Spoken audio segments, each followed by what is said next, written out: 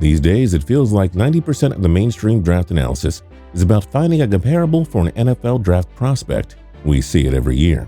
Whether it was the way Duke quarterback Daniel Jones got compared to his predecessor Eli Manning, or how all the talking heads were insistent that tight end Evan Engram was destined to become the next iteration of Jimmy Graham circa 2012, there is only one thing that remains consistent amongst these comparisons. They are almost always wrong. Or at least the very least, they are lazy.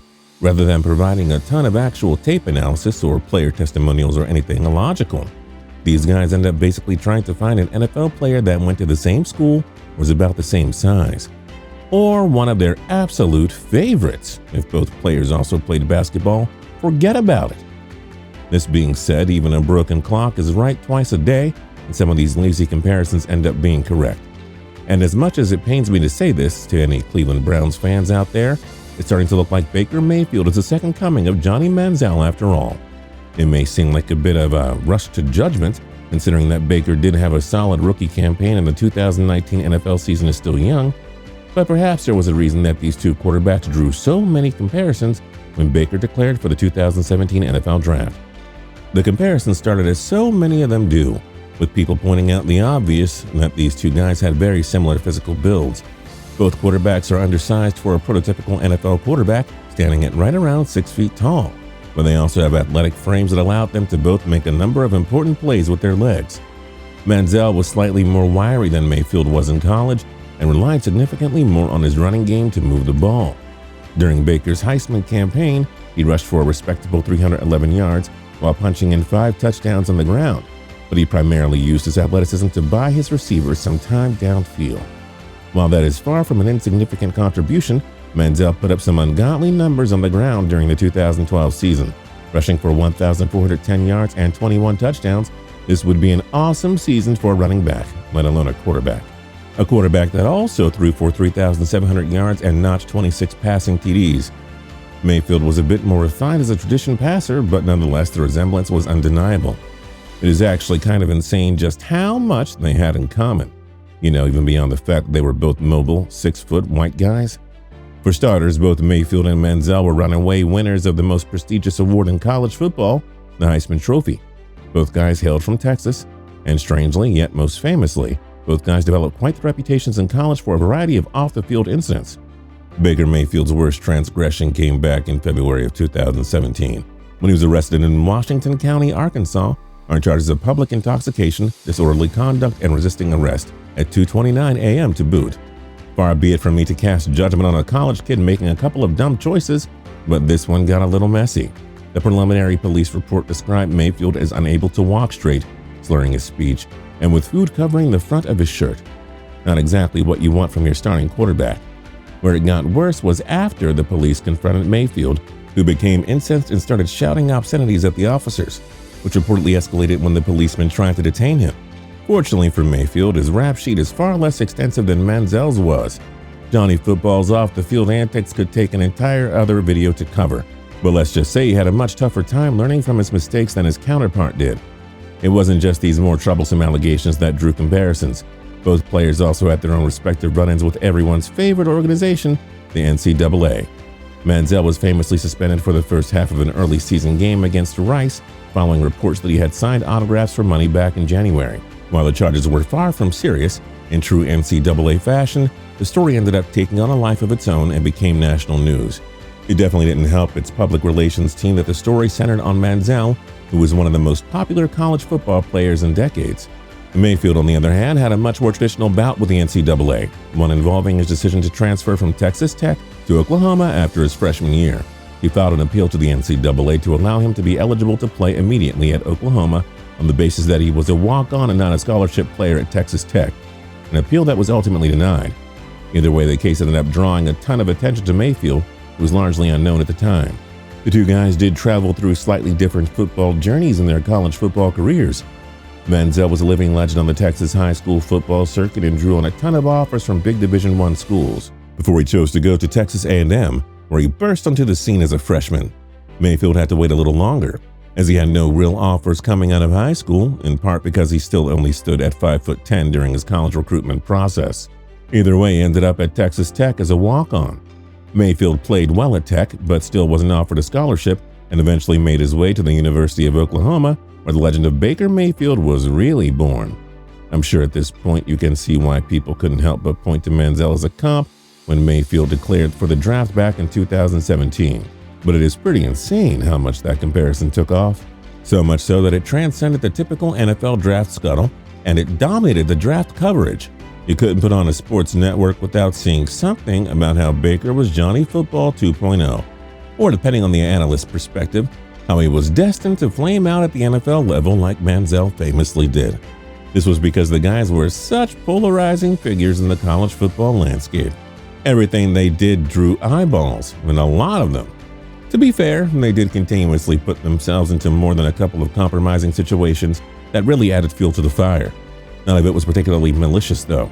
Rather, it was the two quarterbacks' fiery, competitive demeanors on the field that created the whirlwind around them. For Baker, the backlash didn't really reach a fever pitch until his final season at Oklahoma.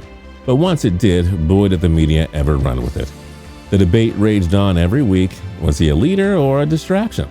Was his behavior just flamboyant competitiveness or disrespectful? By and large, there did seem to be a pretty even split in the court of public opinion. However, that did start to change a little as the incidents started to pile up. There were two in particular that stood out.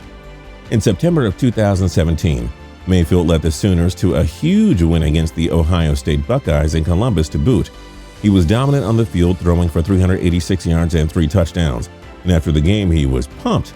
Mayfield took a victory lap around the field, wielding the Oklahoma flag that the team keeps on the sidelines during games. At the end of the lap, he emphatically planted a school flag in the middle of the painted O that is featured in the middle of Ohio Stadium. This one caused a major public backlash, one that cornered the Sooners quarterback into eventually apologizing in an official statement. Quote, "I didn't mean for it to be disrespectful to any Ohio State people at all, especially the team or the players, because they're a great team and a great program," Mayfield said. "It was an emotional game. I knew that it was going to have a lot of implications on the playoffs. I got caught up in an emotional win. Yeah, it should have been something I did in the locker room. So I apologize for doing it in the middle of the field," end quote. While many people took his apology with a grain of salt, at least it showed he had the tactfulness to understand that he needed to at least act like he would tone it down. And he did. He was relatively quiet following the next couple of games, but that changed rather quickly. On November 4th, just under a month later, Mayfield was once again under the gun from the media after an interaction during the game against Kansas. He also has one win. Go cheer on basketball. The cameras caught Mayfield grabbing his crotch and looked like he was shouting "F you" at the coaches on the opposing sideline. Now that's inappropriate. That's inappropriate, uncalled for, and that right there, NFL GMs are going to see that and they're going to mark it down, saying that's not what we want in the National Football League. In the same game, the cameras also caught the quarterback shouting back and forth with some of the Kansas fans. This incident brought up much more concern, not only because it was the second one in a month, but also because it was a 41-3 blowout. So it was hard to chalk this one up to the competitive juices. It was starting to look like Mayfield might have a little bit of that Johnny Football wild streak than onlookers first thought. The growing concern about Mayfield's maturity stemmed in part from memories of all the times that Johnny Manziel looked so sincere apologizing and explaining how this time was the last time, over and over. Whether it was fair or not, because of Manziel's reputation, even NFL scouts began to doubt Mayfield's viability in moving to the next level. All the noise swirling around the Mayfield-Manziel comparisons were quickly becoming a huge issue for Mayfield's camp as they tried to protect the star quarterback's draft stock. This became particularly challenging when the Cleveland Browns, the same team that drafted Manziel in the first round just a few years prior, used the first overall pick of the 2018 NFL Draft to take, you guessed it, Baker Mayfield. It is impossible to deny that the added scrutiny that came as a result of this was unfair to Mayfield, who obviously had no control over who chose him. But it is simply human nature, and it quickly became a PR scramble. A scramble that resulted in pretty bizarre public statements from both parties. Manziel more or less offered Baker support, explaining that they really weren't the same person. Quote, "Dear Baker, if there's one thing you already know, one thing that everybody already knows, you and I are not the same person. No matter how many people try to compare us, even before the same team drafted us, we know we are never fully defined by the way we play or the uniform we wear," end quote. Perhaps the only thing more awkward than the fact that Manziel had to come out and make a public statement, or that he signed off, quote, "Your friend Johnny Manziel," end quote, was Baker's response, which more or less disavowed the former Aggies quarterback who had clearly been trying to do him a favor. Quote, "It's understandable, obviously. First-round picks by the Browns, close to the same size, playmakers," Mayfield said. "But we're two completely different people. I care about winning. I care about doing things the right way. I just want to be judged for who I am," end quote. It doesn't make sense why Mayfield took this route, though.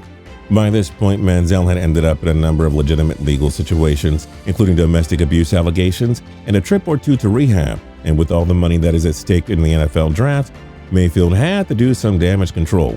All of this brings us back to the present day, where we are still left wondering who Baker Mayfield really is. And while his rookie season gave Browns fans the first glimmer of real hope in years, some of his more recent antics are troubling. Mayfield seems to be unable to lose the chip on his shoulder. He is no longer a walk-on. He is a #1 overall draft pick, with loads of talent around him on the offensive side of the ball and Super Bowl aspirations. Hopefully Mayfield can find some perspective, as he needs to rein in his emotions a little, because at this point it is becoming a distraction, and if he doesn't correct it, he risks continuing to damage his reputation, and he just might go down as the sober Johnny Manziel. If you're new here and you haven't subscribed yet, feel free to click the subscribe button down below. If you like the video, then like the video. We'd really appreciate it. And don't forget to tune into TPS every single day for more cool videos. We'll see you next time.